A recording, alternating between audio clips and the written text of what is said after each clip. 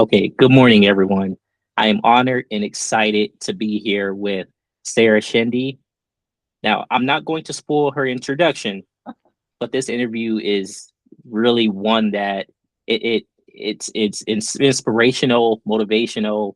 It's one that you're really going to enjoy. So, without further ado, Sarah, do you mind introducing yourself? Thank you so much for having me and thank you for your time. My name is Sarah Shendy. I am a proud Arab American and I am also a proud law enforcement officer. Been in uniform 18 years, April 4th of this year, and I'm currently a lieutenant at my police department. Yes, Sarah, thank you so much for taking time out of your busy day, your busy life to really sit down and allow people to get to know you and really pull back the curtain on law enforcement and all the amazing people that, protect and serve. Now, I would like to start off by asking, can you elaborate on the difference between law enforcement agencies? So when you think about whether it's campus police officers, city police officers, what are some of the differences that, you can speak to? That is such a great question. So last time I checked, so I'm in the state of Ohio, and I do believe there's around 962 police departments in the state of Ohio and 26,000 sworn officer. And when I say sworn officers, I mean they took the oath and they have a badge and a gun. I'm not talking about a lot of other frontline responders like dispatch, some corrections officer, and the admin staff, because we all know it takes the entire team for the police department to run smoothly. And we definitely can't do it without our dispatchers and our administrative staff. So I'm so happy you asked that question because I routinely am reminded that, especially here in the United States, where policing is so different than everywhere else around the world, if you don't know an officer personally, like within your family, a loved one, a lot of people really have no idea what we do, which is shocking because where do we get a lot of our information when we are misinformed or don't have enough information about, certain things in our life? We get them from TV, the news, the media. And of course, it does show an aspect of our lifestyle, but it doesn't show everything about the job. And being that I'm so passionate about recruitment and retention, because it's extremely important for us to bring the right individuals into this profession, I always tell people that if they knew why we do what we do, we would never have a problem with recruitment and retention. People would flock towards this profession. And I think that sometimes we struggle because we fail to tell the story. And a lot of police departments, they really could do a lot better showing all of the amazing work that they do and that their officers do. But there is a difference. So on a larger level, you have state police where in some states like New Jersey and New York, they are called the state police. Here in the state of Ohio, we have the Ohio State Highway Patrol, which usually their cruisers are now silver. I've seen a couple black ones. They are a closed enrollment academy, which means that you have to go through their academy to get certified to be a peace officer in the state of Ohio. And they have a very large jurisdiction. They have jurisdiction over all the highways in the state of Ohio and more. And then in the state of Ohio, we have 88 counties. So then you have the sheriff's office. And we always joke around, even though this is not funny, and we say that there's 88 counties in Ohio, so there's 88 different ways to do things, which, uniformity would make things a lot easier, but we don't get to have it that easy. And the sheriff's office, some of them have jails, some of them don't. The thing with the sheriff's office is a lot of times when peace officers get hired there first, sometimes they have to do at least 2 years within the jail, which a lot of people don't like. But honestly, what a great way to practice communication, de-escalation, and rapport building. And it really, having that kind of background really sets you up for success. And then a lot of the deputies like to stay in the jail, which is an extremely difficult job to have. And some of them do get the position to rotate out and do other things. And then you have other jurisdictions like cities. I think this goes around the country, not just in the state of Ohio. Cities are what we call civil service based, which means that they have very stringent expectations in terms of hiring. You have to take a test, you have to do certain things in order for policies to pass. There's a lot of red tape, if you would. And then you have villages and townships. So I do work for a school. So campus policing, I feel, is like the hidden gem of law enforcement. And I've been at my police department for 3 years. And honestly, when I made the switch, I had no idea what to expect at all because I know policing has very much changed a lot within the past 20 years. And campus policing, a lot of people have the stereotype, even within law enforcement, that it's like the softer side of police work. It's really not. A lot of the colleges and universities around the country and around the state are a small city within a city. And the reason why I love campus policing is because you do prioritize community engagement. And even, across the country in general, I would say that, like, depending on where you work, 85 to 90% of what we do is problem solving and rapport building and community engagement. And that other 10 to 15% is actual law enforcement. And that's why I say, like, a lot of people really don't understand the scope of our job. We wear so many hats. We are whatever the call requires, we have to become, whether that is a teacher, a counselor, someone that teaches a young man or woman how to change a tire. We've seen the videos of officers pulling over young adults for speeding, and they're headed off to homecoming and prom, and they need help with their tie. So the officer Yes. pulls them out and teaches them how to tie, their tie the correct way. So with campus policing, and I'll speak for my department, it's just amazing. When I was a sergeant on the road, there were days that I spent an 8 or 10 hour shift and didn't even step foot in a cruiser, which is amazing because I just walked around campus, talked to people. If I got calls that were not emergency in nature, I would walk to the building. And being out of the cruiser gives you an avenue to create that conversation and build that trust, because there's very little contact we can have with the public from inside the car. It's definitely a necessity, and it's like our office on wheels, so we can't operate without it. But I do love seeing officers on foot around campus environments, because it does give us that opportunity to speak with the students and staff. And something else that I love about my university is we have students and faculty and staff from 127 different countries. So I have been learning so much about different cultures, religions, languages, traditions. I pop in when our different student association groups have their meetings. They're very big on potluck and like sharing different foods. And it's really nice to be embedded with an environment that really values diversity. Yes, yes. Thank you. Thank you, Sarah. And really, something that's interesting is for many of you, you may or may not know this. I previously worked at Kent State University, and it was really amazing to interact with the campus police department and really community oriented. And they often, as Sarah mentioned, they're walking around campus, they're attending events. Of course, there's the law enforcement aspect of their role, but they also really wanted students, faculty, and staff to get to know them, the person behind the badge. And now, Sarah, you recently stated that you're obsessed with the profession of law enforcement because it puts you in a position to connect with souls, provide resources for victims, and solve problems by listening first. What's an example of your impact that reminded you why you chose this profession? Man, that is such a loaded question. And yes, I am pretty obsessed with this profession for all of the right reasons. By the way, I interned with Kent State University Police Department when I went to Kent State. My internship involved me rewriting the NIMS manual, which was riveting at the time. But yeah, I got to have such close encounters with them, and they are such a great and wonderful group of people. Yeah. So the reason why I always talk about the profession of law enforcement in a different manner is because I absolutely recognize that everybody has an important job. And we learned this during COVID, when we very much prioritized and honored our janitorial staff, the people that were working overtime to stock the shelves and delivering our food. And we, as a society, I feel like we didn't give them the space and the recognition that they deserved until we relied on them in the midst of the pandemic that we were going through.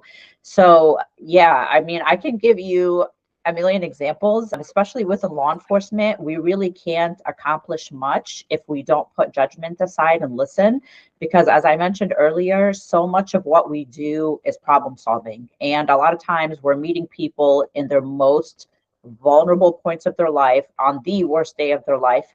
And what a privilege it is for us to show up, intentionally listen to understand and not listen to respond, and be able to offer them help and resources. And you know what, too, like, I've been on calls sometimes that are civil in nature, and as an officer, we really can't do anything, but we know how therapeutic it is to talk and just get something off your chest. And be in contact or be in a space with another human being that empathizes with you and says, like, I understand you're going through a really tough time, and give you a couple words of encouragement. And one of the most impactful things that I have done in my career that have really changed the trajectory of my career and my entire life is being a DARE officer. I was a DARE officer for about 6 years. I was as a school resource officer. I loved, loved, loved working with kids. And it's because, like, they didn't want anything from you besides unconditional love and listening. And they knew that every time they would come to talk to you, that there would be no judgment. And that's why, like, within law enforcement, whether it's our continuing professional training hours or a lot of the training that goes on the state or the country, we always train on de-escalation and communication. And the police academy, don't quote me on this, I could be wrong. I believe it's around like 750 hours. And it's 6 months if you go full time, 9 months if you go part time. And I do wish it was longer, because there are so many things that we can teach the cadets to try to prime them for success and safety in this profession, but there's never enough time.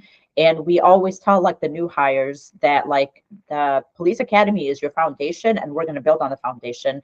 And I'm happy to say that this year, OPATA, the Ohio Peace Officer Training Academy, did put a 16-hour communications module within the police academy. And I'm so privileged that I got to be on the subject matter expert committee for that. And I got to help write it. And the staff at OPATA knows from when I worked there how passionate I am about communication, because it absolutely is a lifeline of our job. And just like, whether you can help that person or not, it is really helpful, and it really gives that person the opportunity to reset just by talking about their problems and having someone on the other end saying, that's really terrible. I'm so sorry you're going through this. I understand why you're having such a bad day. Here is what I can do to help you. Or here are some on-campus resources. And if these don't work, here is some off-campus resources. And if you need to go off campus, we can drive you. We can come pick you up. And that's another thing about campus law enforcement is you get more of a personalized service. Finances and money always comes up when it comes to, like, training and technology and ongoing education with officers, because it is very expensive. And I'm happy to say that, especially with my department, we have not struggled financially with resources, and we are very intentional about working with our partners on campus and off campus, not just to be able to serve our students, faculty, and staff, but the larger community as well. Everybody matters. It doesn't matter. I'm not going to treat you differently because you are an unhoused person versus one of our students versus one of our faculty and staff. Everybody gets the same treatment and respect and professionalism. Yes, thank you. And I love that you continuously highlight relationship building. With that, what are some of the misconceptions society has related to law enforcement that you enjoy debunking? Like, a lot. I don't want to say all of them, but a lot. They do think, like, I'll tell you, when I was working with Governor DeWine as the director of the law enforcement recruitment section of the governor's office, I spoke to it was recruitment and retention, right? So our biggest goal was to recruit and retain more qualified applicants. And we did focus on women and minorities because we know that those are two groups of many that face increasing challenges in this profession. And I remember speaking to a young lady from the University of Cincinnati. And like, sometimes when I speak to young people, everybody wants to be a homicide detective, right? And I'm like, okay, that doesn't happen overnight. You need like 10 or 15 years of experience as an officer to gain that talent that homicide detectives have. And it's experience that you gain from talking to people on traffic stops, on domestics, on just civilian encounters. You can't go to school to learn how to be a homicide detective, because while education is very important, and I value education so much as an individual and as an officer, experience is something that cannot be replaced by books and classroom. And that's why, when it comes to the police academy, we tell people, like, congratulations for making it through. This is the foundation. We're building on the foundation. And it's the same thing with training and education. What we gain in a classroom is great, but understandably, we are training in a very controlled environment where you're not going to get hurt. Very different than the uncontrolled environment that we deal with on the street. So this young lady said, I said, why don't you consider the police academy? And work with a department that fits your culture and your needs and expectations. And she said, well, I just don't want to be a traffic cop. And I was like, you don't have to be a traffic cop. That's not all we do. Traffic is a big part of public safety, so it is a big part of what we do. But I said, tell me more about your passions. Do you like working with kids? Do you want to be a DARE officer, a school resource officer? Do you like math? You can go into financial crime. You can go in the detective bureau. There are so many umbrellas within police work. And even like, I'm really big on speaking at citizens police academies. And when I go and speak to them about some of the things that we do specifically within campus policing, like we have a co-responder program where a licensed clinician goes out with an officer to every single call that is crisis related, whether it is an unhoused person with mental health challenges and substance use and abuse issues, or whether it's one of our students that is in crisis over something that's going on in their personal life or their academic life. I talk to them about that. I talk to them about the importance of drones. I talk to them about body cams. I talk to them about like training and how we train and why we train in certain ways. The one time that was really amazing, we brought in what's called a Milo simulator, and we did the shoot, don't shoot scenarios.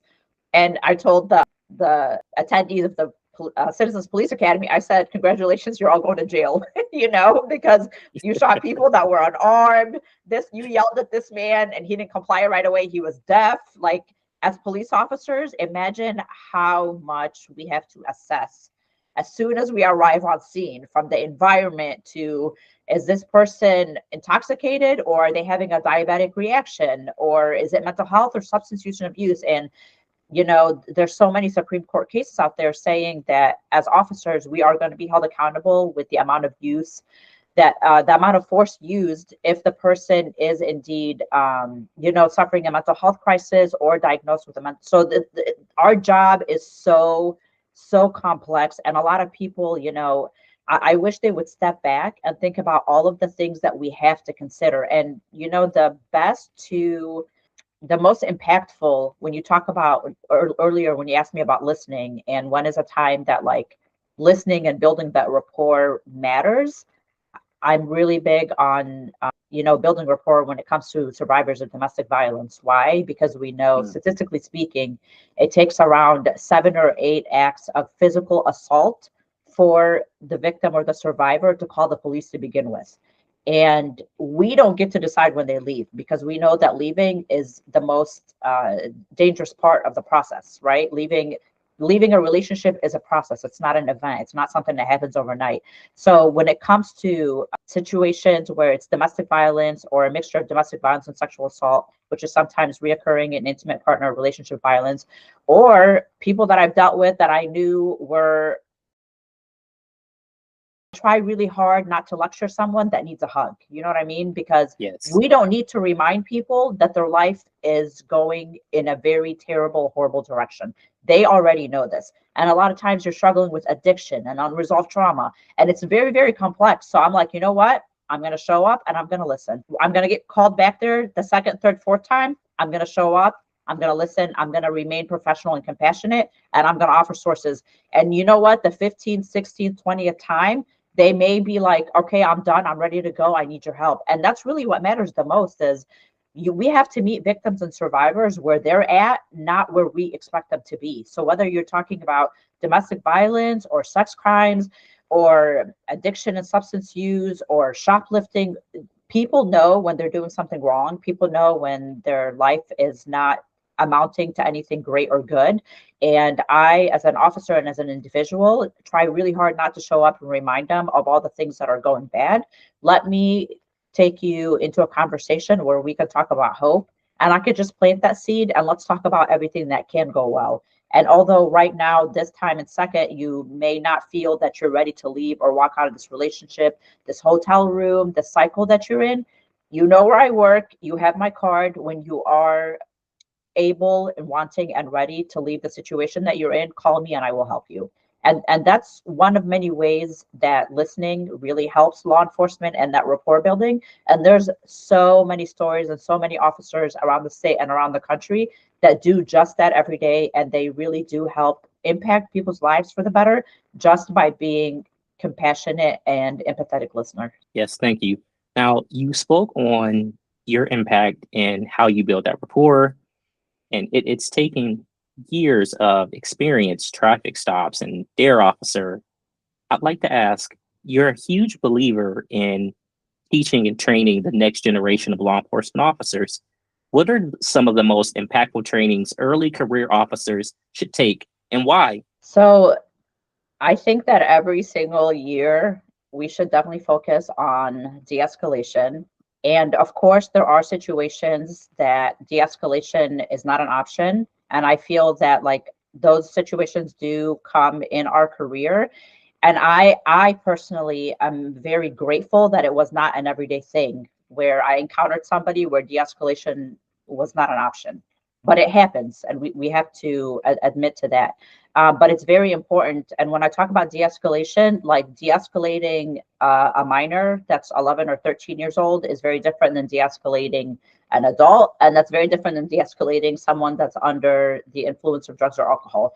So it's an umbrella term, but I always say to people, and I remind them, the body can't go where the mind's never been. So Mm, even if you have never been to a domestic where both people are intoxicated, or a domestic where both people are under the influence of drugs, how are you going to deal with that? Put yourself in that scenario before it happens. So it's very similar to like stress inoculation. So when you are on scene, it's not the very first time that your mind and body are dealing with it. So yes. de-escalation is huge. And then I'm so big on trauma informed policing.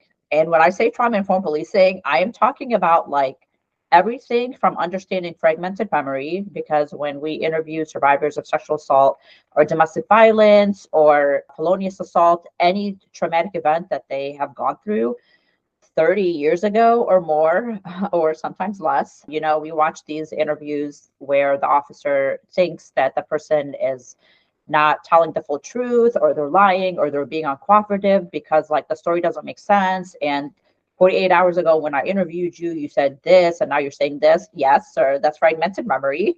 So understanding like fragmented memory is so important. Understanding like how our bodies act and react under stress, because we're human too. So us jumping call to call and like going from a cardiac arrest on a 2-year-old to a house fire to a domestic, I have to make sure that I am still in control of my feelings, emotions, and words when I am dealing with people that have nothing to do with the 5 or 6 calls that I just, cleared earlier in my shift. Because if we don't check ourselves, and if we don't check our baggage at the cruiser door before we enter that house, before the next traffic stop, not only are we susceptible to mistreating the person that called us for help, but we are also missing things in our environment that could be indicators that can later cost us her life. So when I say trauma informed policing, it's like a whole nother big umbrella term of how our bodies and brains internalize trauma, how trauma looks like in kids, how it looks like in adults,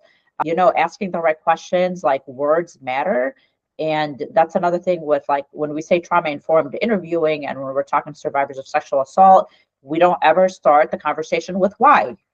Why is that? Because why comes across Um, very accusatory. You know what I mean? So like watching your words, watching your body language, and like balancing that fine line of being like assertive and having that officer presence and holding your own, but also being approachable, professional, compassionate, empathetic, because we don't want people to see us and think that we're so robotic that we lack the ability to relate with them and that we're not going to be able to help them. Or I really get sad, and I hear this around campus a lot, where people say, they'll say like, oh, last night my car got broken into and I lost this and this and this, and it doesn't have any monetary value, but my